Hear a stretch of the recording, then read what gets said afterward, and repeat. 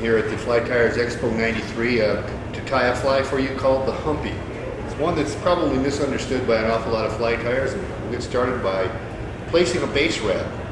It's a 1/3 point, and I'm going to wrap to the bend and back almost to my starting point, but the critical point is that you stop about 1 thread turn or 2 thread turns short of that starting point. Now the tail on this fly today is going to be constructed of moose body hair.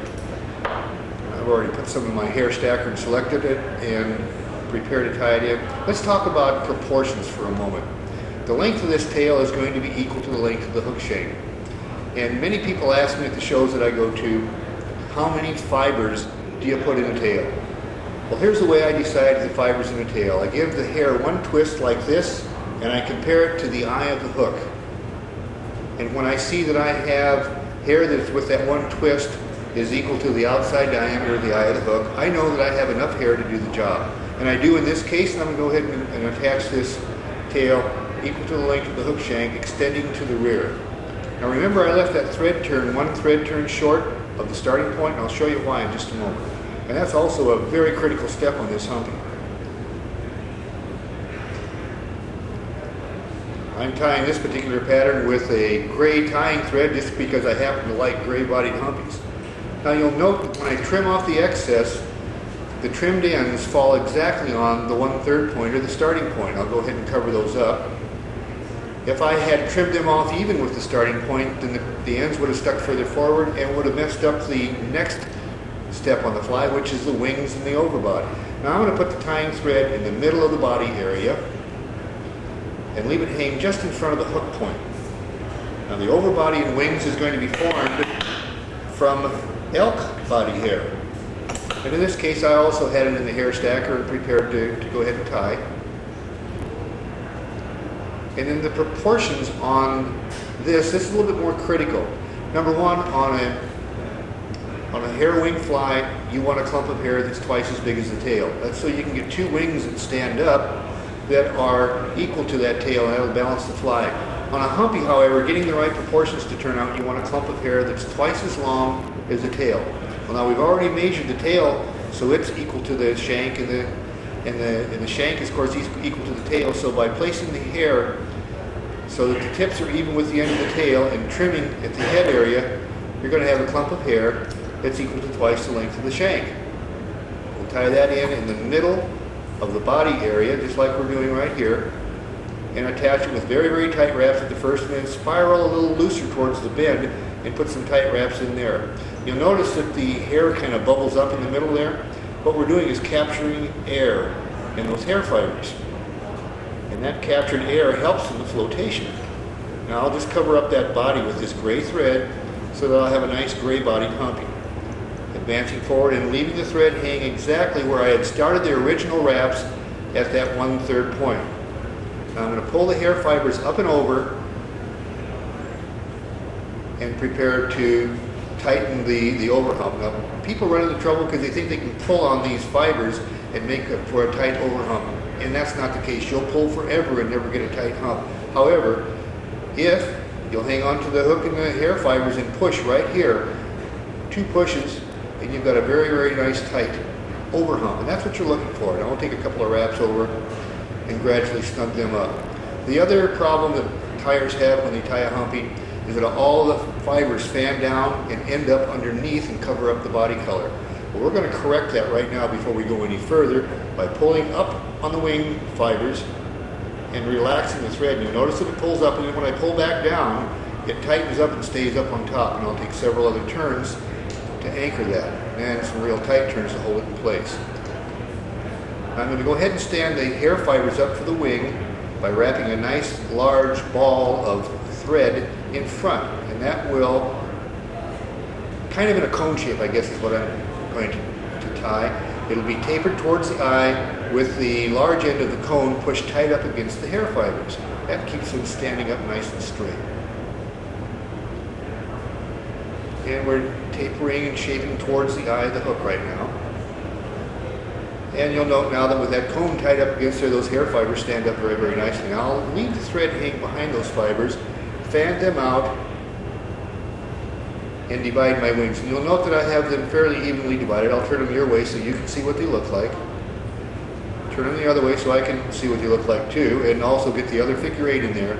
And now I'm going to wrap around each wing post about 5 turns and tie that wing post in place. Now, I broke my thread, and that's nothing to be excited about. It happens to every fly tyer in the process of tying, and it's no different here for me. We all have a chance to do that, and I'll just go ahead and recover and continue.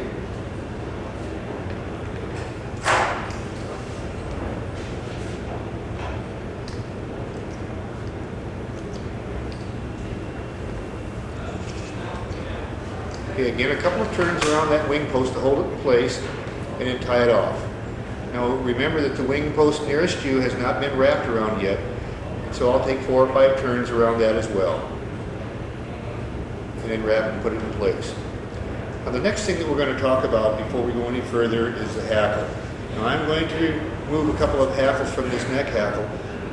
And let's talk about the hackle. You can see by this particular hackle that you have a very dark band that's in the middle. It's wider to this side, it's narrow to this side. The proper place to use a neck hackle anyway is when the webby area in the middle, this darker stuff, is 1/3 the length of the fiber, and the good part of the fiber is 2/3. And you'll note that that's right about there. So we're going to go ahead and start using the feather at that point.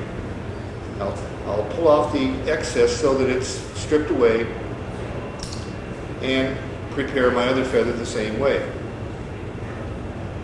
Get that magical point, which is 1/3 web and 2/3 good fiber.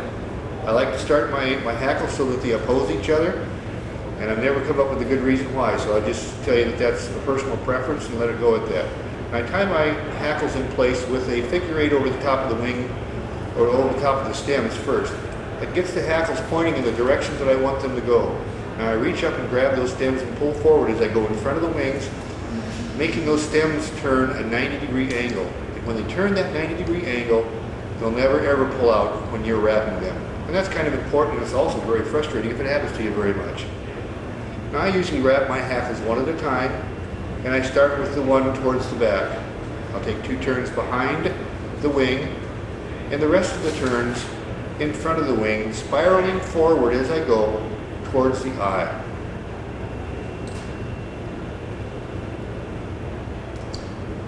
Go to number 2, and it's going to also have 2 turns behind and the other 3 or 4 turns in front.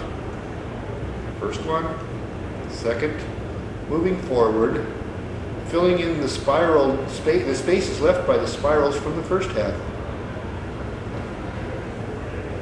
Now as we complete this fly, you can see that we're going to form a nice head, pull back, and take a look at the completed pattern. I'm going to whip finish this off.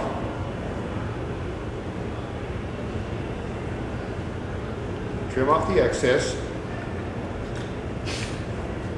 Make sure everything looks good. And as we pull back and finish up the pattern, you can see that that's completed humping. I'm Al Beatty from Wenatchee, Washington. I hope you enjoyed this pattern. Have a good show today.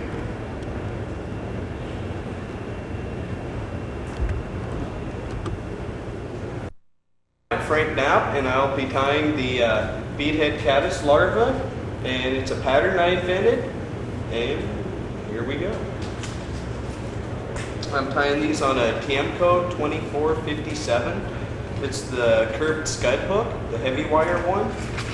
And to start off, I've slipped a 1/8 inch brass bead over the hook. And we'll insert it in the vise and start it off. Okay, first thing I'm going to do is tie on a piece of size 16/18 pearl mylar tinsel and tie that in all the way halfway down the bend of the hook.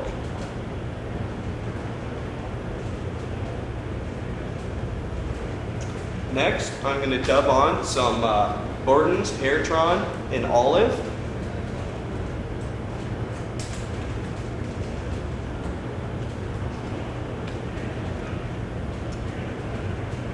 And this fly has worked really well for me from Spokane, and it's worked well in the Spokane River and a lot of area lakes where there's a large population of scuds or olive midges. And it's a real fun pattern to fish with a floating line. They get right down there and they work really well. I like dubbing my dubbing back and then forward. It makes the fly a little bit more durable and the fish aren't as liable to chew it all off at once.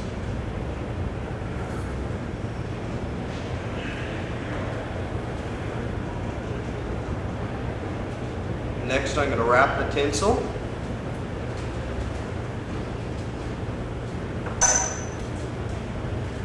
Six or seven turns will do it.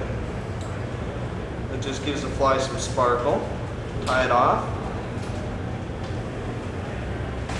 And for the legs, I'm going to put a beard of partridge on it. You don't need any good stuff, just the scraps from the back of the skin.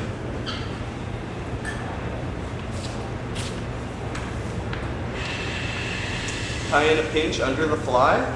My vise rotates so I can turn it upside down to do that.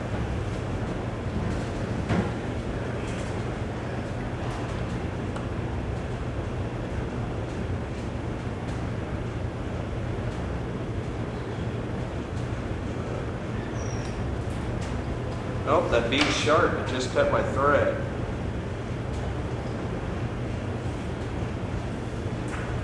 Okay. And for the color of the fly, I'm just going to dub on some brown rabbit.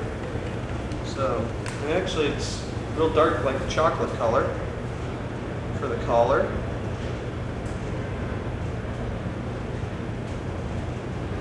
What I'm actually going to try to do is whip finish on the dubbing.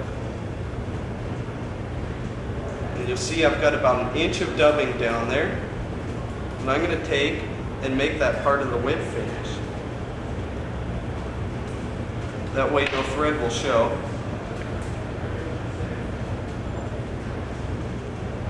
And there you have it, my beadhead caddis larva.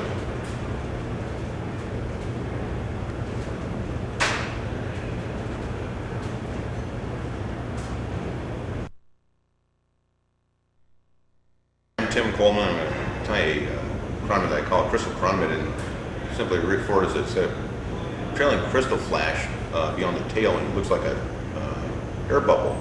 Even though chronomid don't rise that fast, it is a triggering mechanism for trout, and had some great success with it. People I've given this fly to have had wonderful success with it.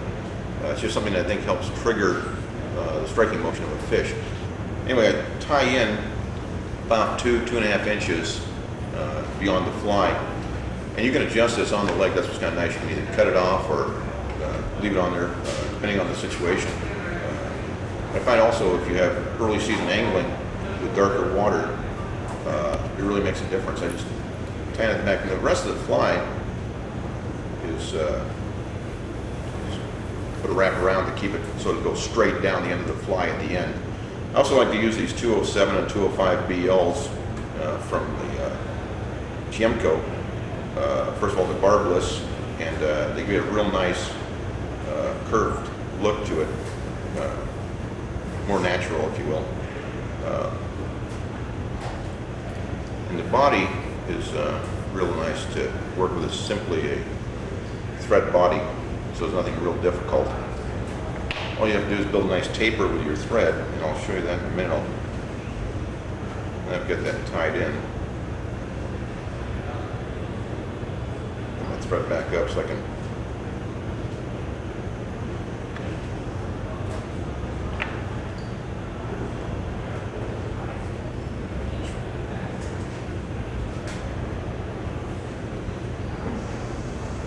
now if I was going to tie this without the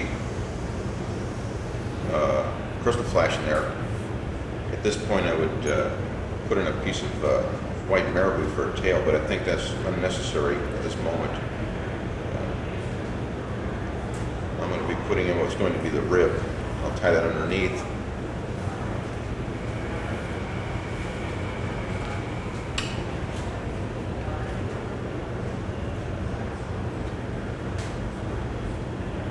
Back up again.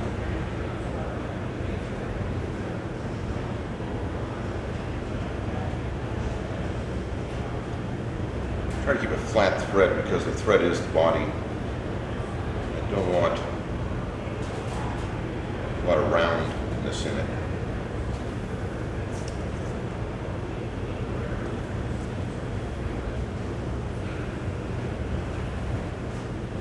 With the thread you can control how thick you get the body or how thin you want it.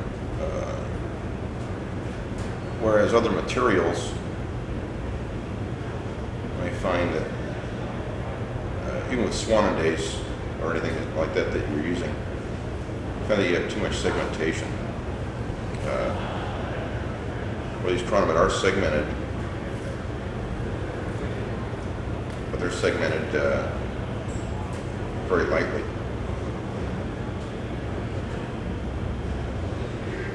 Filling up the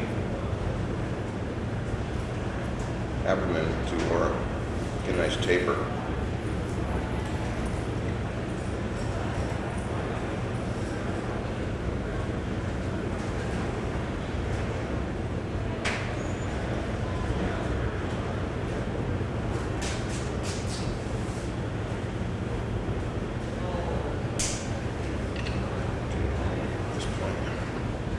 Start ribbing it.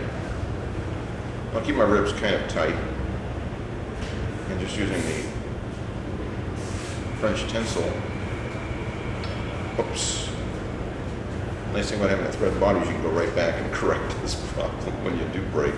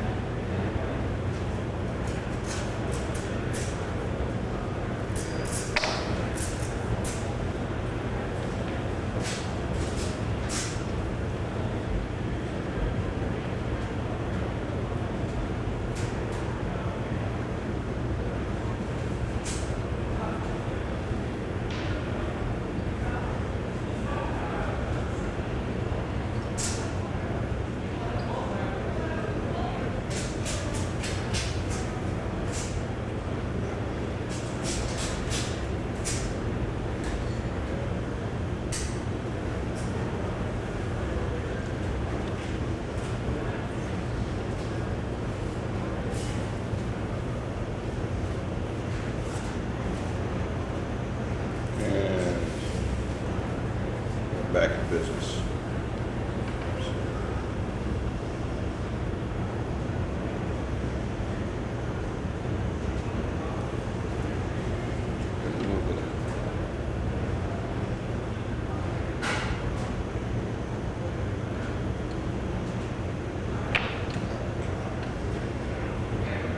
Again, back to the segmentation. I like to keep my segments fairly close together because the real chronomet is fairly tightly segmented. And I like a little more realism that way. I think it tends to keep the fish coming once you've seen the fly, and the crystal flash will help do that. Fish many legs where standard chronomets are effective enough, but for real selective fish, they tend to have to fish more into the 6X category.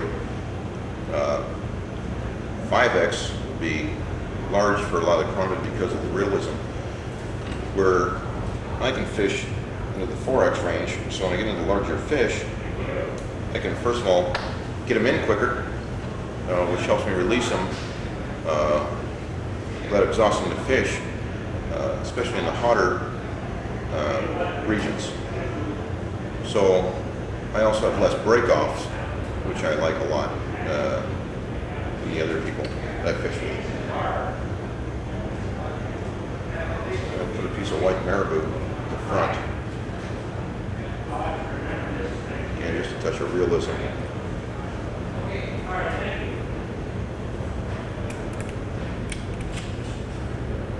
The way I'm going to tie this on is I'm just going to tie it right up in front and right to the eye, because the way I'm going to finish this fly off is I'm not going to whip finish it at the head. I'm going to whip finish it behind, and that'll also, in my opinion, take away from the head of a fly.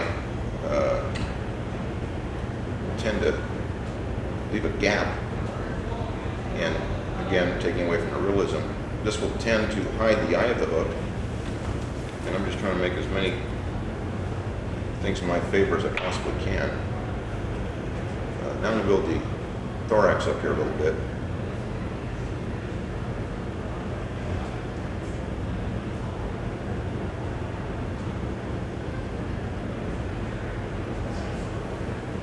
On the larger chronomid, if you want to, there's a lot of places where size 10s can be used, 12s even. At that, when I fish those, I'll tend to put in legs. At this point, I'll put in maybe some grouse hackle or something. And just on the larger ones, I don't think it's really necessary in smaller flies. This is a size 16 right now. They're large flies because they're the nature of the hook, a large hook, just the way the hook is made. I'll take off some pheasant, ringneck pheasant tail here. I'm going to tie this in. Get the dark side. I want to get the dark backing here. It's got some sheen to it. I'm going to tie that in on top, like so.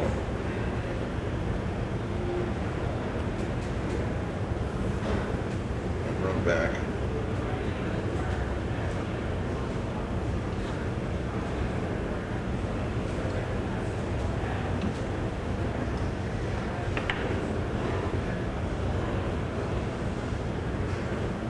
Finish building my thorax.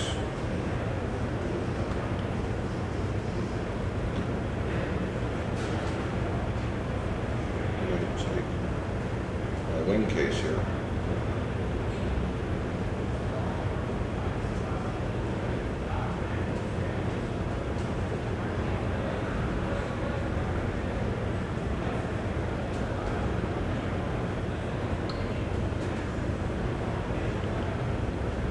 Back over the fly.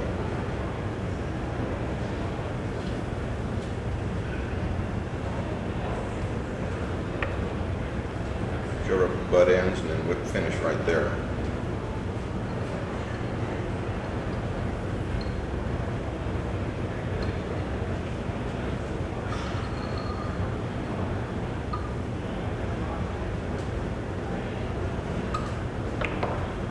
Finish the crumb off in front. I'll just take my fingernail to my thumb.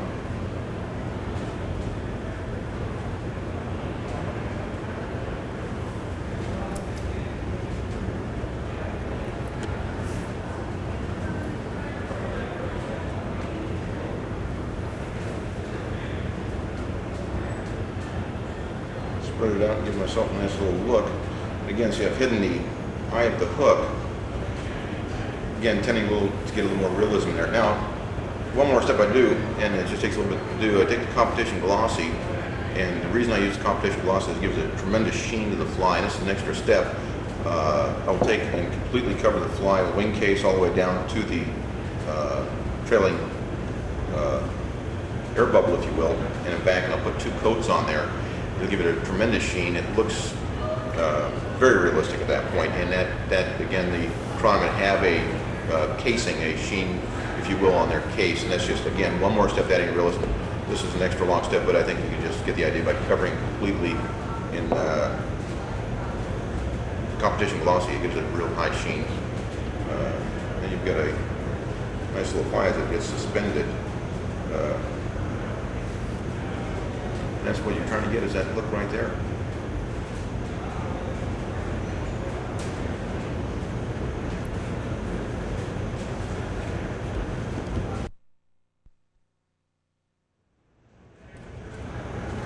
Okay, my name is Michael Marlatt, and I'm from Eugene, Oregon, and I'm going to be tying a Michael's Madness for you today. And this fly is generally is what I designed it for, a shad, but it's also been known to catch steelhead, salmon, and occasional bass and trout. So it's very good all-around pattern. It was written up in Western Outdoors magazine in the March issue of '91, and it's not a real. It's not a fly that's known a lot, but it is a very effective pattern, and it works very well.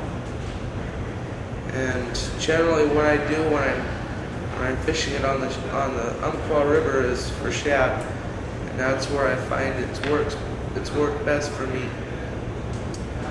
Okay, you'd start it out just like any normal fly, and you want to put a base wrap on it.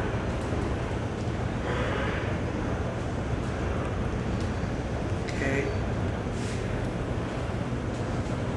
And what we're going to be using for a tail is going to be strung saddle on using a kind of a bright lime color.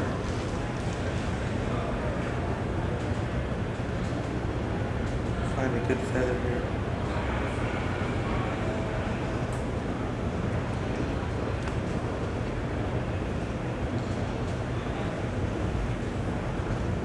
Okay, and you want a fair amount of tail. Okay, and set it so it just barely extends past the bend of the hook. Tie it down. Put one wrap behind the tail so it sticks up. And I'm just going to wrap over this set of base so that it's equally proportioned for the body so I don't have lumps in my body.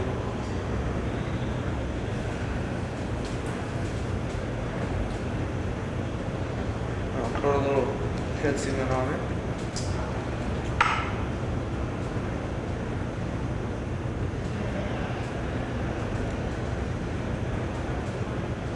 On this fly, it's very important that you put head cement underneath, otherwise it will turn on you a little bit.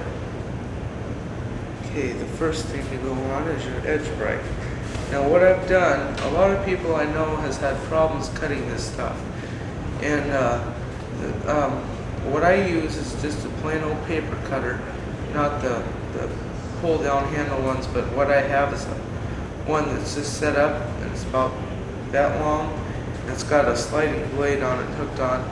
And I set that in and slide it through the plastic covering where I want it. Slice it as thin as I want. And generally what I try to do is get a taper where it's pretty thick at the bottom, but then up here at the top it's real narrow. And I just want to tie that in. And I pretty much want to tie it the length of my body. That way I don't have any lumps. Because working with the edge bright, it will reveal those lumps really easily. So you want to make sure that you have it very equal. Okay, and another thing with this, just like pretty much any clear stuff, you need to put some kind of bright backing underneath it so it glares.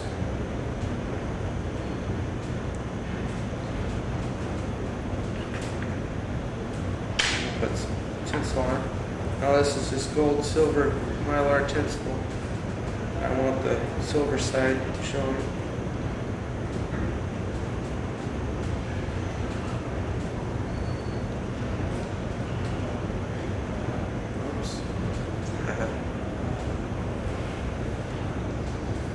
Okay,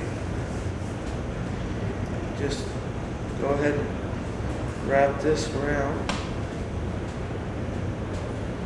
You want to wrap this pretty tight. Don't leave any wide gaps in it.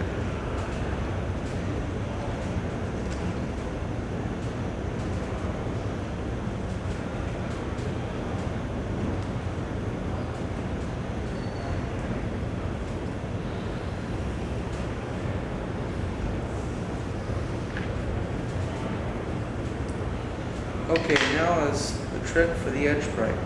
Now the trick to this is, you guys want to overlap it a little bit when you're tying it up, so that the reason why it's called edge bright is that edge really shines. So you just barely want to overlap it.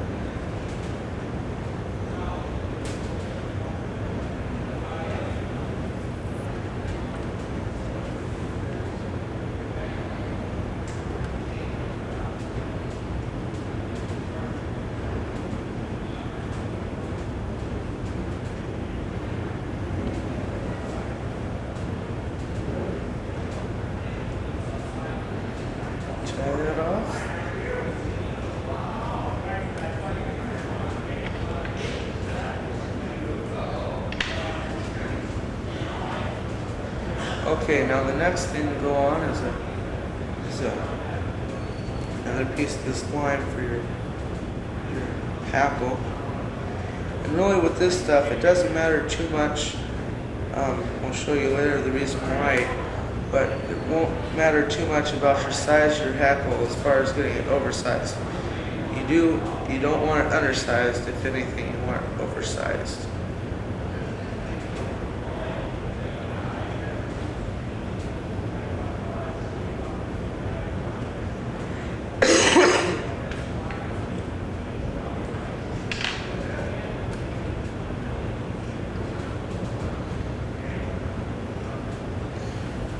Okay.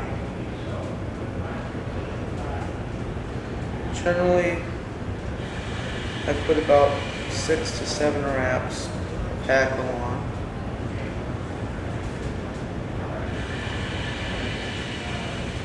Kind of work it back.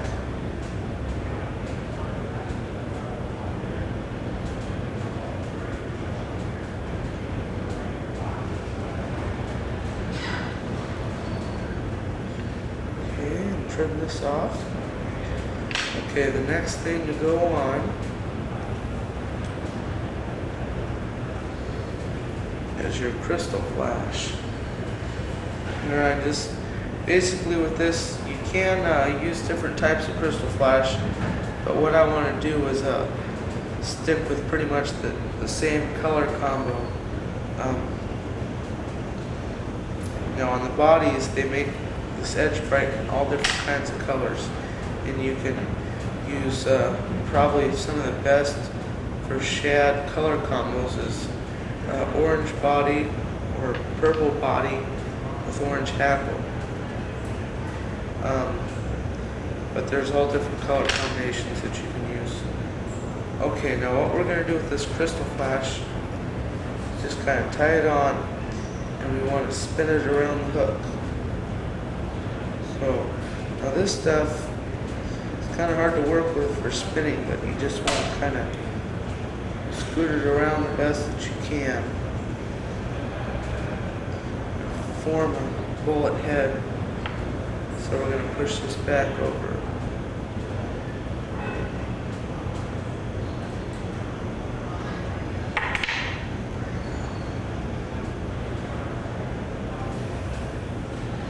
Put about 5 or 6 wraps there. Okay, and that's that. And then generally I like to use this size of a eye. It's a pretty good size. And just tie it on like you would a normal eye.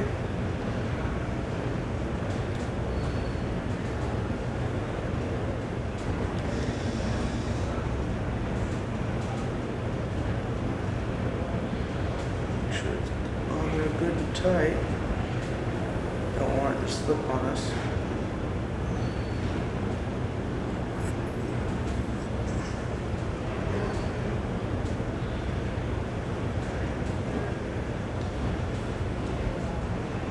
Come behind it.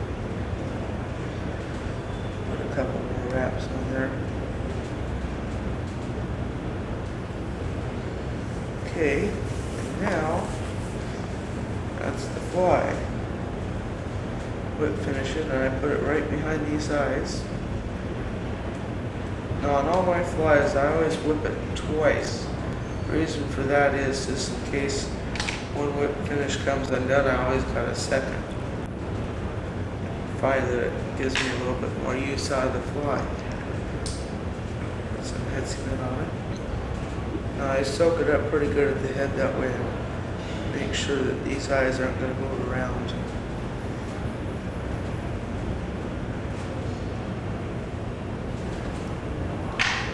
Spin around here and make sure I got everything.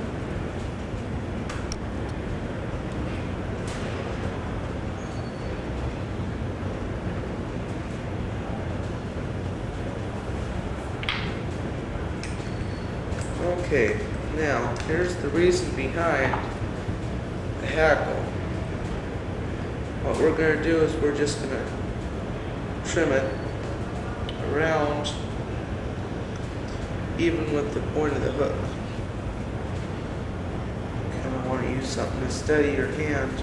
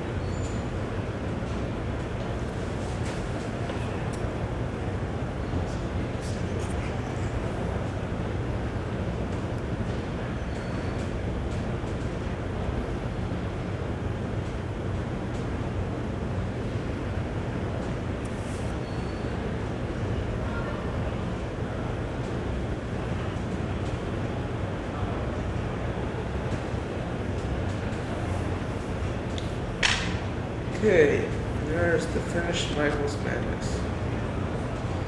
Now on hook sizes, generally I seem to stick with about a size 6, and that's pretty standard. That's about the size that I tie pretty much all my shad flies on. And there you have it.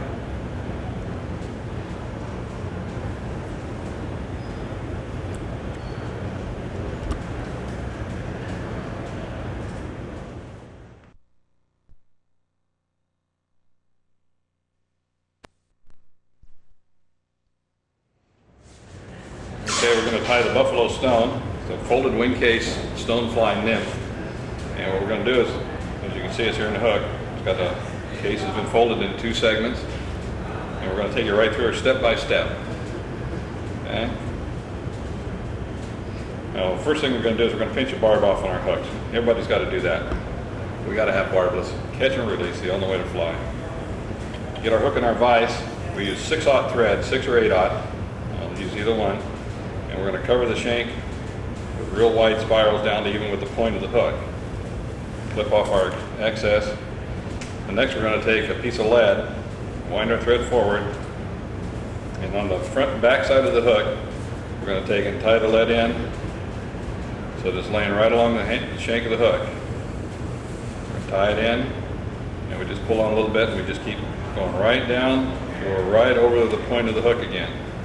And then at this point, we just pull gently, but firmly, and it'll cut right off for you and give you a real nice cut.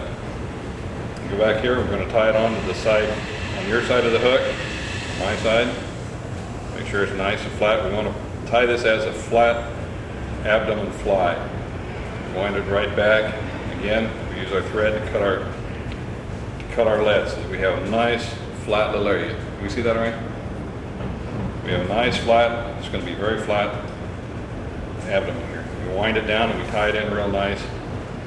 And we wind just above the barb, like you would normally, and I tilt the fly, or the hook in the vise, so that I get my tails on the way I want. Now, the tails are goose biots. This is going to be a brown fly, so we're using dark brown goose biots. So if I can turn it this way so you can see it here. Now I just tape it to a pencil, and it spreads them out real nice and makes it a little bit nicer for you to get hold of it. And it's a lot easier to take them and get them off of here so that you can have the 2 that you need. What we do is we just grab 2 of them, clip them off, back there, and we take one of them and we turn it over so that we have a nice spread on these. Hang on a second here, I'll get it for you. Here, but time I don't want them to do that. We just turn this guy over. Here, we line them up, get them all nice in line, like that, and we have a pair so that they're nice and they're spread real nice and easy.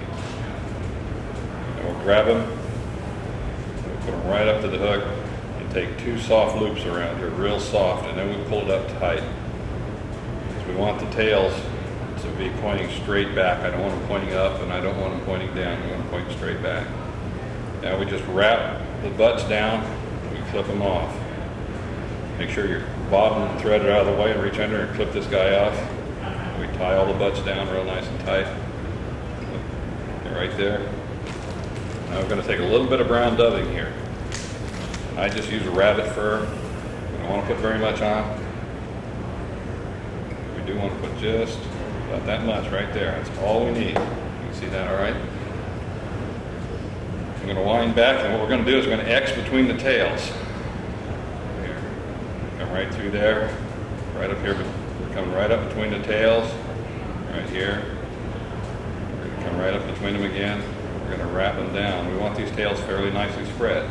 See if we get a nice spread on the tails. You see that all right? Mm-hmm. Okay. We come up here, and we wind our thread up to the lead. We tilt put the hook in the position we want to tie in now. The material I'm using is nymph glass. It's a real nice material. You can use Swanundas, but this stuff is really nice and it's very, very flexible. You can stretch it like crazy and get all different sizes out of it. It's for tying large or small nymphs. I'll just clip a small piece of that off. Then on the back side of the hook, this material also, I don't know if you can see it on there or not, but it's half round. It's got a flat side to it.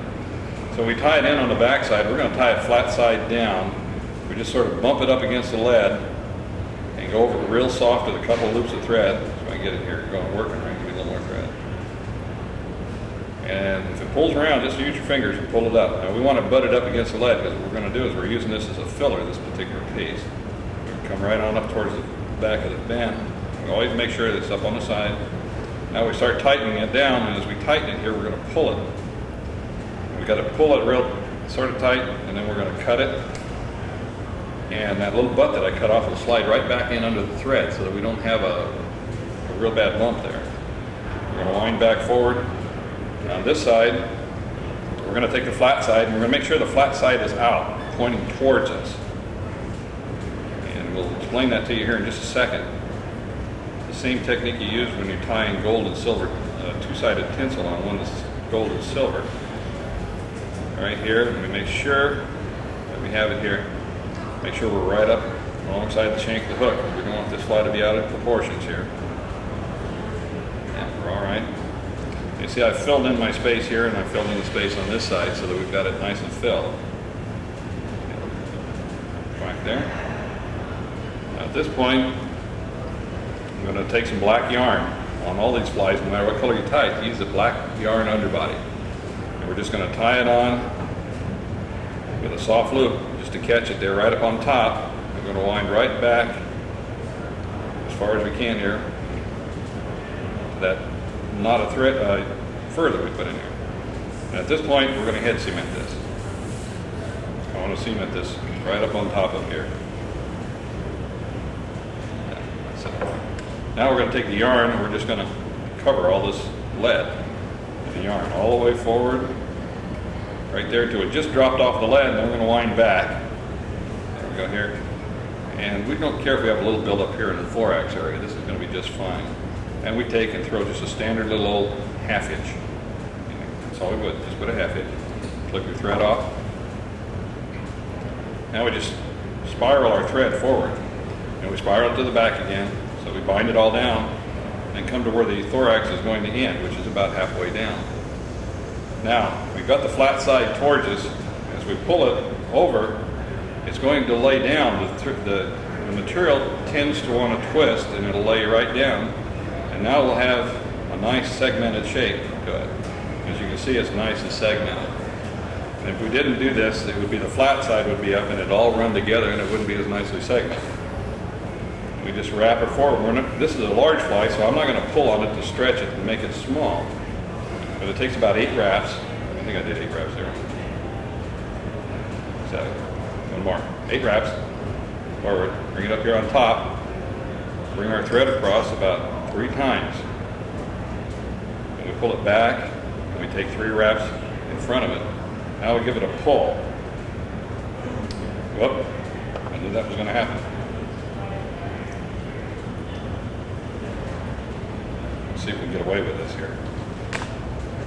What did I do with my thread? Here it is. If you aren't breaking thread, you're not tying tight flies. That way I get away with breaking thread and not have to get caught at it. I really broke one in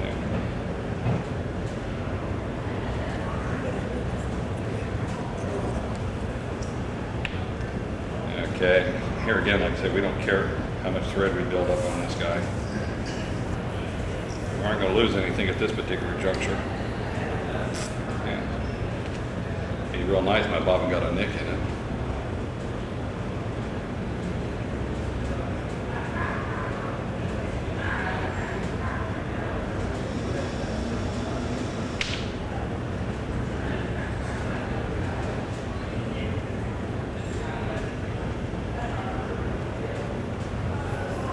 Try that again.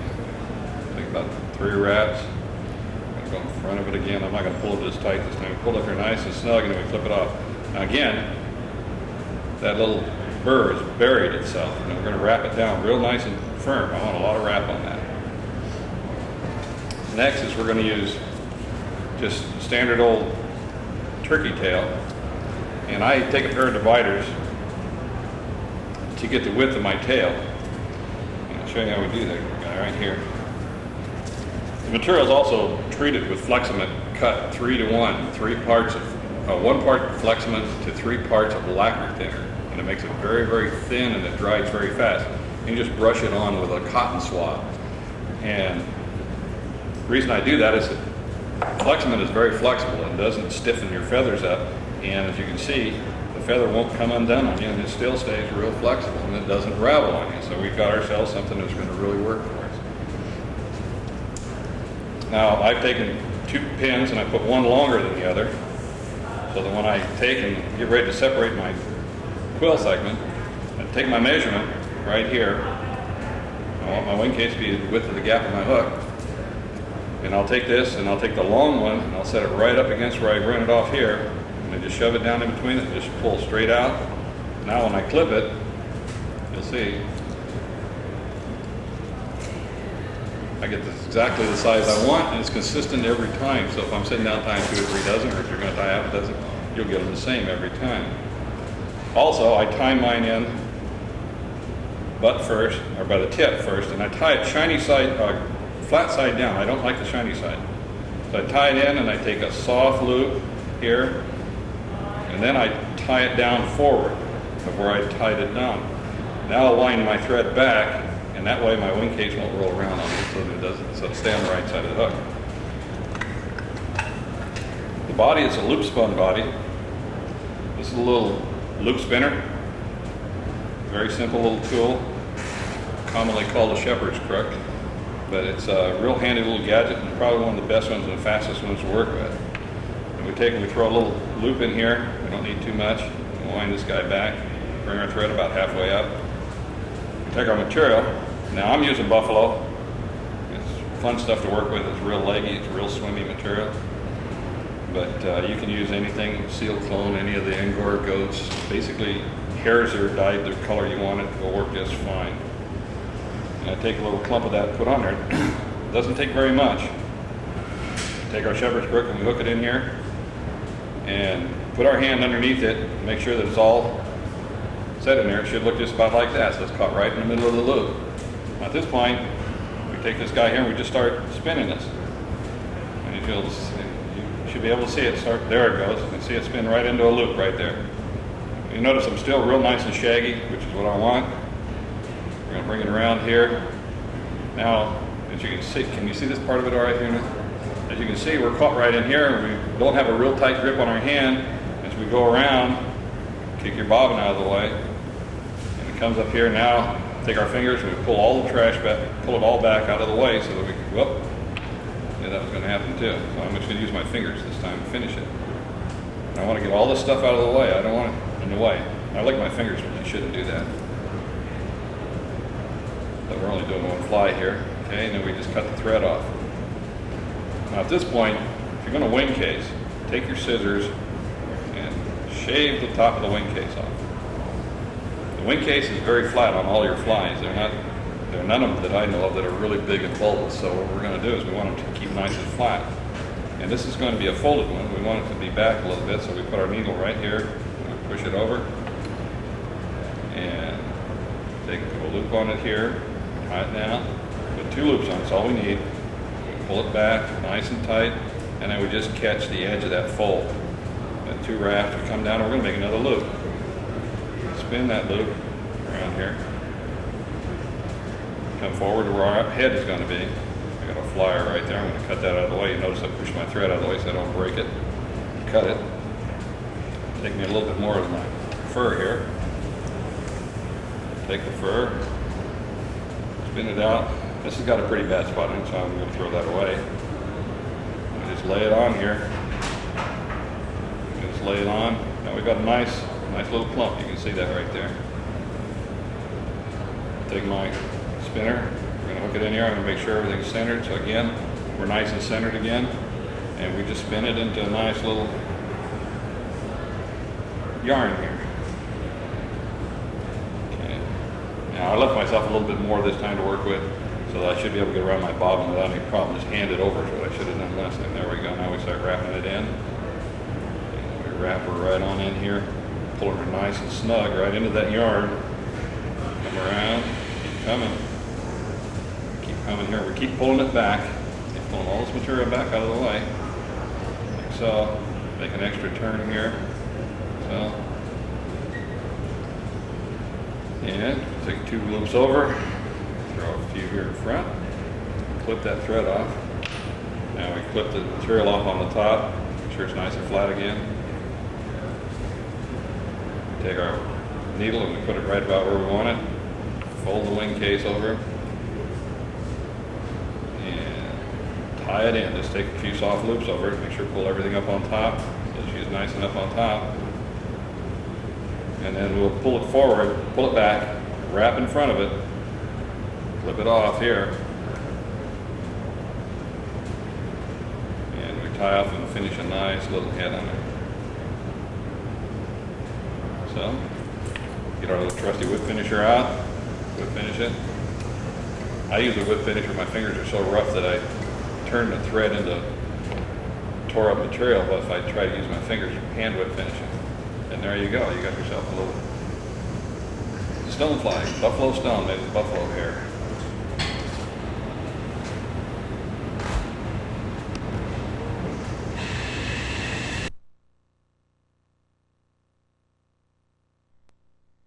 Ned Long. I live in Tahoe City, California, and I'm going to tie an adult damselfly, which has been very successful for me in the lakes in our particular area. I use a number 12 hook, Mustad 94838, which is 2x short, and it's a dry fly hook. The thread I use is I can't find this color, so what I do is buy white thread and color it with the Pantone marker pen while it's still on the spool. It works very well. It covered the body, the shank of the hook fairly close together because the hook will show through otherwise.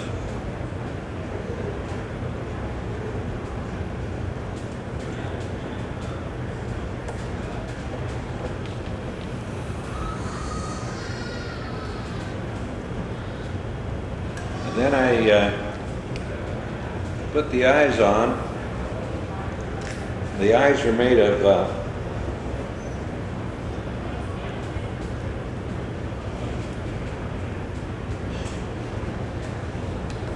monofilament. This is 60-pound test monofilament. I dye it black with RIP dye and then burn the ends, cut it in about 3/4 of an inch to a 1/2 inch in length, and with a reverse tweezers hold it. I use a candle to burn the ends and ball up the monofilament, balls up and makes a pretty decent eyes.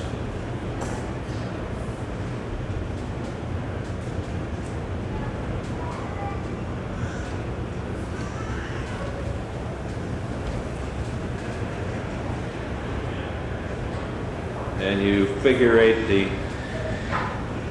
eyes on.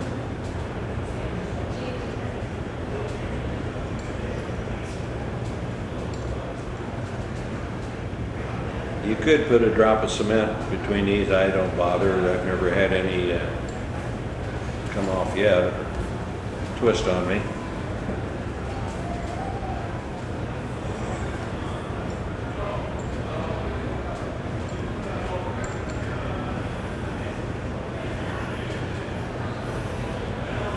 And then for the body, I use this Cortland braided monofilament running line. You can use the leader butt material, braided leader butt material, works very well. But this is a little thicker and I think works a little bit better. Then you tie the braided leader to the top of the shank of the hook. It's been colored with Pantone pen, marker pen. The color I use is Cyan 2. And then the black stripes with a black pen. This is a strip of Evizote, closed cell foam, that I cut in strips and with the same marker pen color the Evizote. Tie that in on top.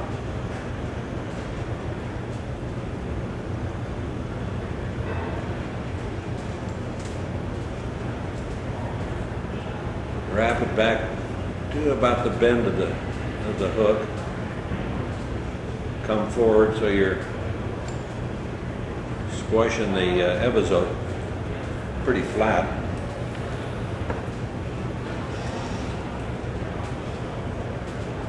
And the wing material is just crystal flash or crystal hair.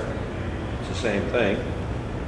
I use about 4 strands just to give a little semblance of a wing.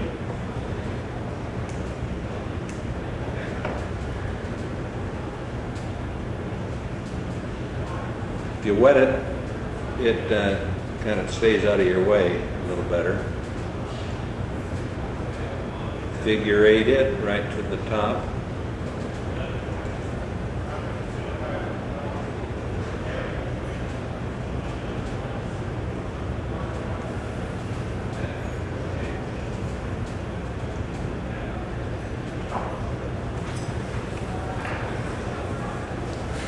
Got your wings on.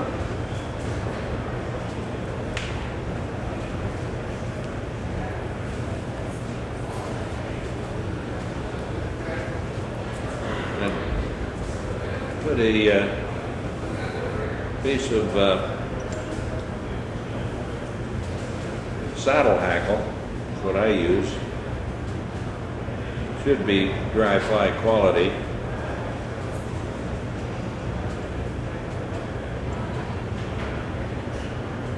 Wrap that forward and then take your wraps, about 3 wraps, 3 or 4 wraps behind the wings.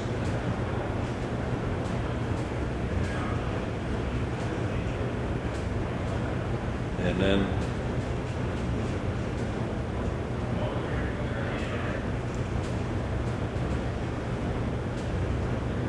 three or 4 wraps in front of the wings.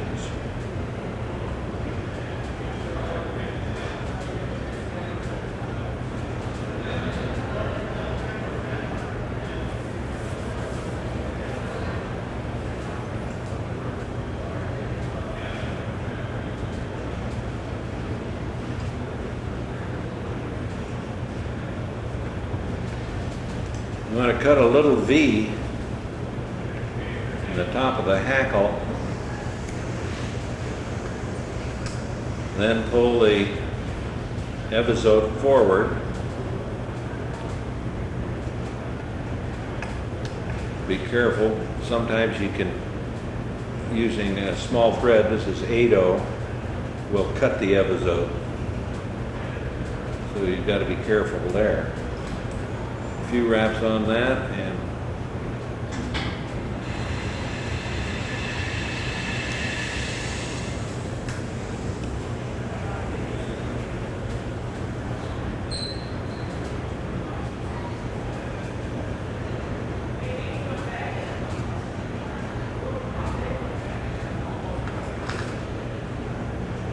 whip finish on the front of the fly here.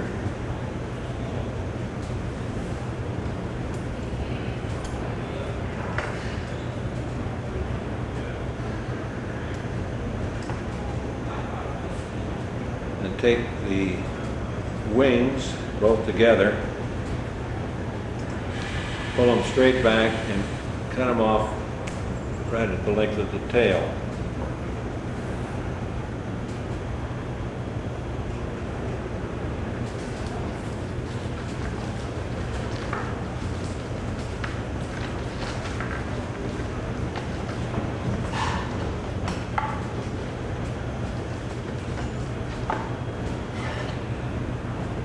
You want to make sure you put a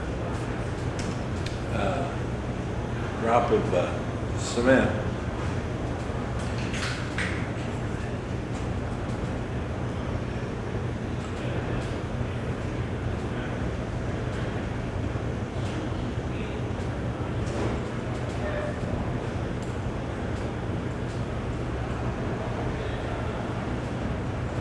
make sure you put a drop of cement right on the end of the fly to keep it from unraveling on the body.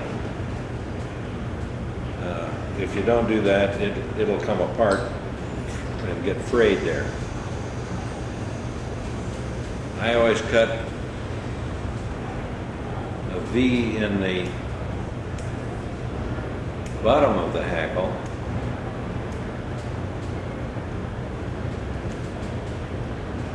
This way it lies flat on the surface like these critters do when they get in the water. And that's the adult damselfly. It works very well in most lakes. What I like about it, when things get kind of dull during the middle of the day, a lot of times they'll feed on the damselfly adults. They climb up on the reeds to hatch, and then a lot of times they'll fall in the water, or if we get a little breeze, they fall in the water. And when they hit these, they really smack them hard. That's about it.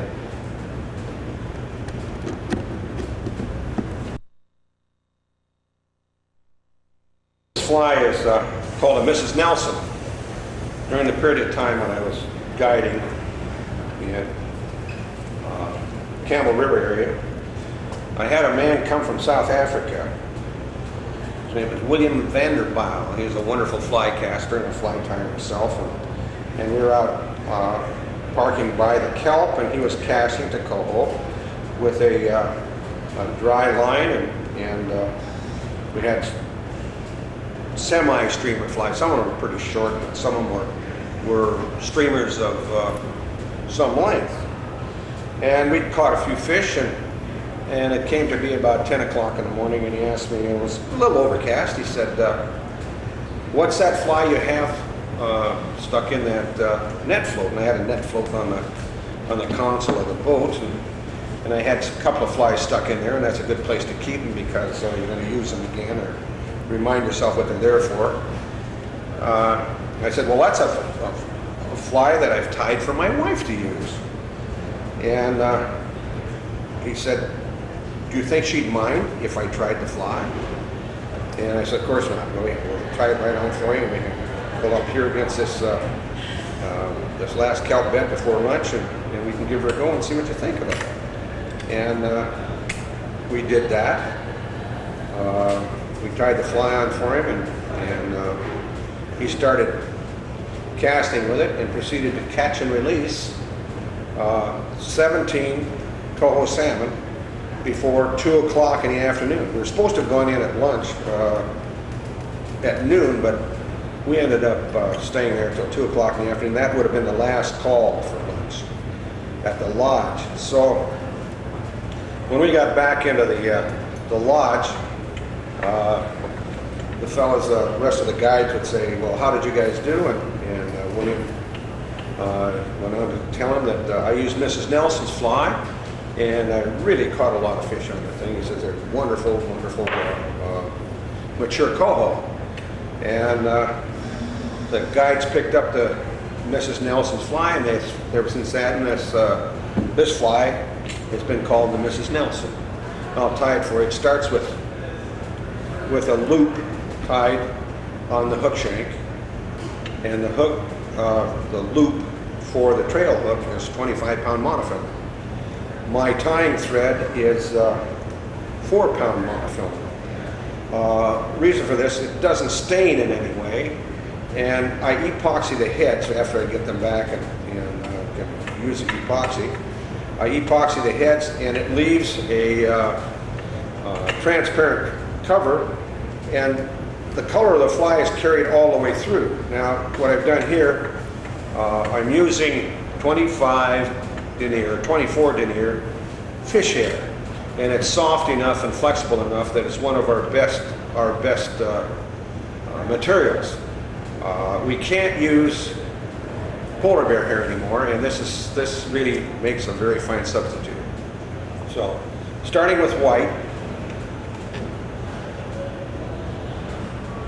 we tie it on at the head, and I am using 4-pound monofilament.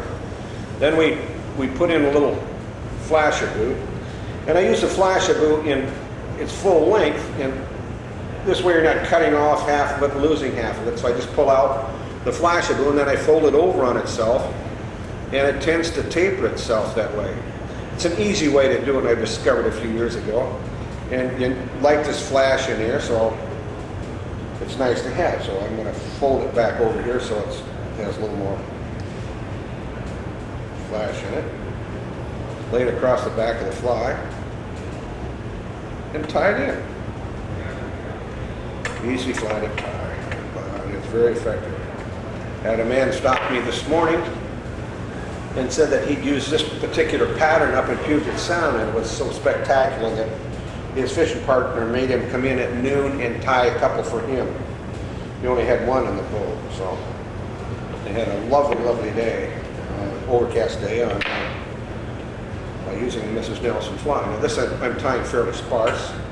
It's an early fly. It can also be used to imitate both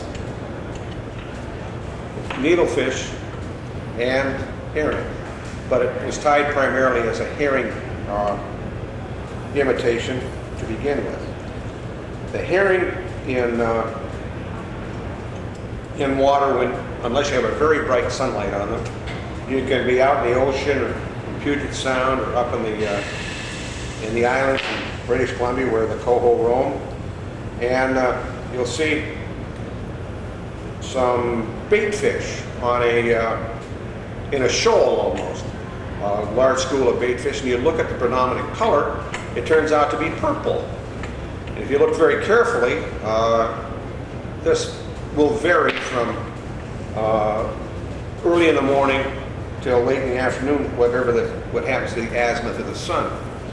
And but purple is a predominant color unless you have direct sunlight on it. So that's one of the reasons that the back of this fly is purple. And we took great pains to dye the polar bear hair purple, and it would fade. Purple does not stay with it very long, but now that we've found this light denier fish hair, it just stays there really well, and it's a very, very effective fly.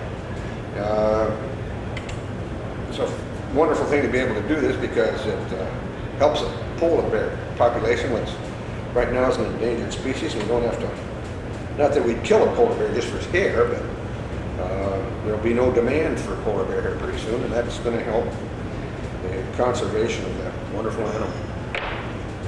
The back of the fly is a purple. And it has a transparency to it that just makes it pretty exciting out there in the water. I trim everything fairly close, and I taper everything that goes on the fly is tapered before it goes on there. One of the things that you can do to make the fly very effective, or any fly very effective, especially the streamer, is to put a toothpick in the eye of the fly and hold it under very hot water. And the hot water helps shape the fly and gives the fly more natural shape and more natural reaction in the water. Rather than put a purple flash glue on here, I'm going to use a, well, they call it crystal hair actually. I'm going to use multicolor. This gives it just a little bit longer time to be able to use it during the day. Early in the morning, there's a reflection of dark pink on the side of the median line of the fish. About midday, that becomes kind of a more of a green than a pink, and so we tie the fly a little different for midday use than we do for cloudy day or early and late. I'm going to kind of shape this head a little bit, and the monofilament lets the color come through, and then you're still able to put the epoxy on it when you get back home, and it makes a wonderful, wonderful head with colors that are maintained throughout the whole fly. This loop that we put at the back end of the fly can be used for casting as well as skip trolling. They call it skip trolling now, but it's a good way to find fish. You get 3 or 4 fish following the fly there, and you can see them all. Get 3 or 4 fish following the fly, then you can shut down the engine and just cast it. Boy, these little things are lovely to have, but sometimes they're impossible to get off the back.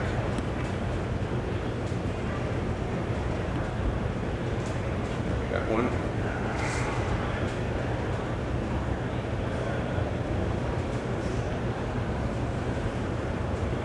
Put a little red eye on this. It's a gin fly, got red eyes.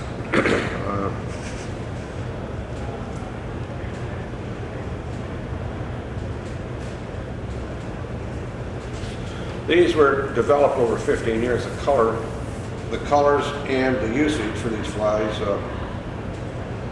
15 years of guiding in the ocean and fishing only with flies. The boats around here were using both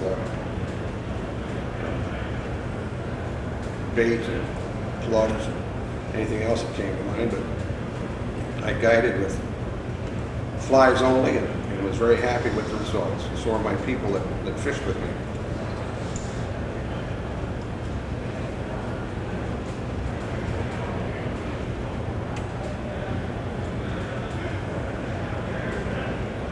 Now I'll put this fairly close, and then when I get back home, I'll put a little epoxy on it, and what I do is take the regular epoxy and then mix some 5-minute epoxy with it, and it dries pretty fast, and you can put it on a wheel or just hook a bunch of them to a stick and keep turning it over and over and over, and in about 10 minutes, you've got a nice little round blob of epoxy covering your head. Thank you very much. Now we'll put a little head cement on this. It kind of keeps things all together until you put your epoxy on there. And because we're using the monofilament, the mono just becomes absolutely transparent. You can't see it. It works out very nice. Now, at this point, you take the hook and you put the loop through the eye of the hook, this loop of 25-pound monofilament, and put it through the eye of the hook, and then slip it over the bend of the hook, and it's fastened. It should actually sit up this way. I'm going to turn the thing over because So if it comes out wrong, you go back the other way and stick it in this way. Now she comes right. So she sits upright. The hook running in this position, you don't get any weeds hanging on it, and it makes a tremendous amount of difference, like if you're fishing close to the kelp or something. The fish is hooked, but you don't hook up on the weeds. And you bring this up onto the surface, fish it on the surface, and you see every tank. It makes a tremendous amount of difference, I feel. Again, thank you.